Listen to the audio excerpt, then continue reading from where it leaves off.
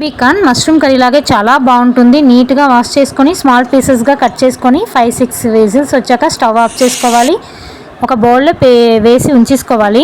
2 ఉల్లిపాయ, 1 టమాటో, అల్లం వెల్లుల్లిపాయ, 1 స్పూన్ కారం, 1 స్పూన్ ధనియాల పౌడర్, కొత్తిమీర కొంచెం, కరివేపాకు కొంచెం, దాని తర్వాత జీడిపప్పు ఒక 10 పీసెస్, చెక్క లవంగం మిక్సీలో ఒక్కొక్కటిగా వేసేసుకోవాలి, మిక్సీ చేసుకోవాలి. ఇదంతా నూనెలో ఏపీసీ కూడా మిక్సీ చేసుకోవచ్చు, చాలా బాగుంటుంది టేస్ట్ మాత్రం. దాని తర్వాత గ్రీన్ పీస్ ఉంది కదా, అది తీసేసుకోవాలి. ఒక కడాయిలో నూనె వేసేసి జీలకర్ర కొంచెం, కరివేపాకు, పచ్చిమిర్చి వేసుకొని గ్రీన్ పీస్ వాష్ చేసుకొని వేసుకోవాలి, ఫ్రై చేసుకోవాలి. దాని తర్వాత మిక్సీ చేసుకున్న ముద్ద వేసేసుకోవాలి. మనం ఉడకబెట్టేసుకున్నాం కదా బేబీ కార్న్, ఆ వాటర్ వేసేసుకోవాలి.